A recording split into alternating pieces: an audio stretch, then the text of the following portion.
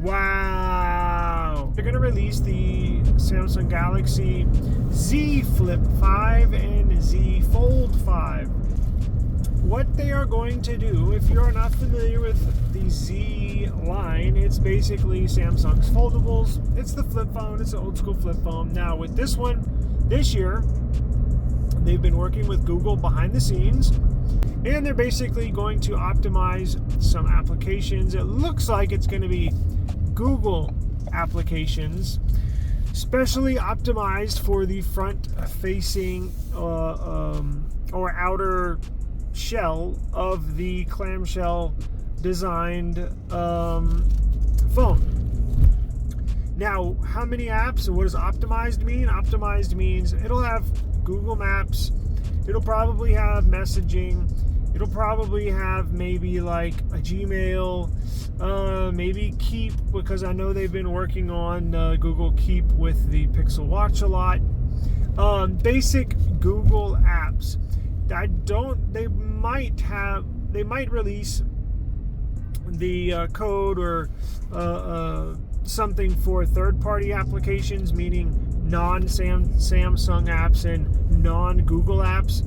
But I bet it'll be very limited, because even though I believe this will sell pretty well, and every year they've steadily increased their sales on the foldables, I bet this will sell pretty good, but I don't think many third-party apps will come to this device. Now, what are the upgrades? Obviously, the bigger outer display, which will be AMOLED. Now, I know Motorola just came out with one, which is not going to sell at all, because Motorola sucks. It's going to have the Snapdragon 8 Gen 2 processor. It's going to have 8 gigs of RAM. It's going to have 128 gigs of storage. It's going to have a 256 gig option. Now, the cooler thing, obviously, is the display on the outside, but it's also going to have not a redesigned or all new, but a modified, little better version of their hinge where it flips.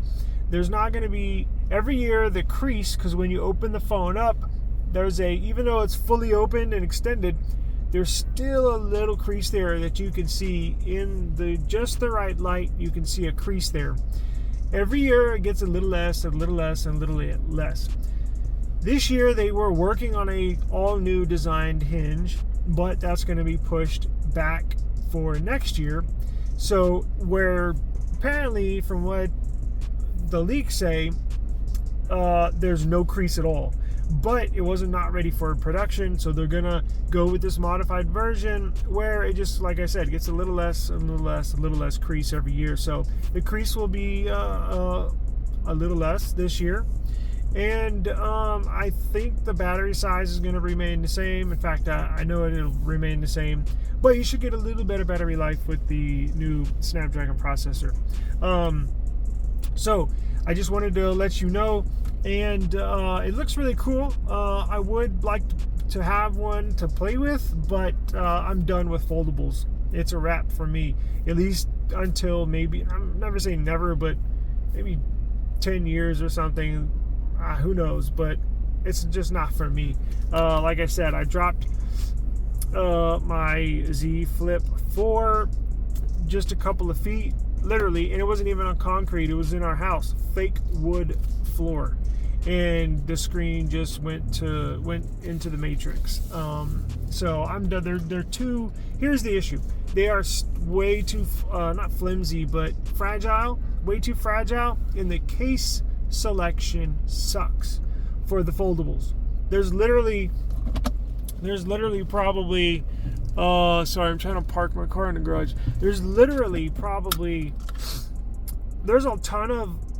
a lot of cases, but all of them are the same. So those basically 4, 5, 6 cases to get for those phones, and that's it.